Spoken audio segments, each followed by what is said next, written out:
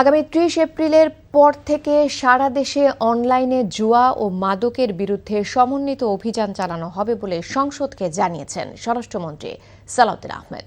বিকেলে সংসদ অধিবেশনে এমনটা জানান তিনি। স্বরাষ্ট্রমন্ত্রী বলেন, নির্বাচনী প্রতিশ্রুতি অনুযায়ী যুব সমাজকে সুরক্ষিত রাখতে হবে।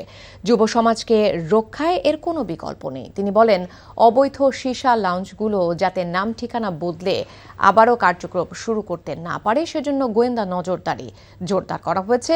সেই সঙ্গে সংশ্লিষ্টদের বিরুদ্ধে কঠোর আইনি ব্যবস্থা নেবার কার্যক্রম অব্যাহত রয়েছে। এ সময় যুব সমাজকে রক্ষায় দেশে জুয়া, অনলাইন জুয়া ও মাদকের বিরুদ্ধে সরকারের জিরো টলারেন্স নীতির কথাও উল্লেখ করেন স্বরাষ্ট্রমন্ত্রী সালাউদ্দিন আহমেদ।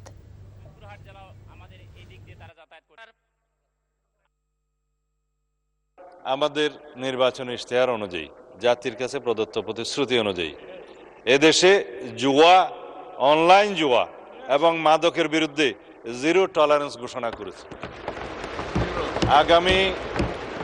আগামী ৩০ এপ্রিলের পরে আমরা সমন্বিতভাবে এ বিষয়ে সারা দেশে একটি সুসমন্বিত অভিযান পরিচালনা করব। মাননীয় স্পিকার।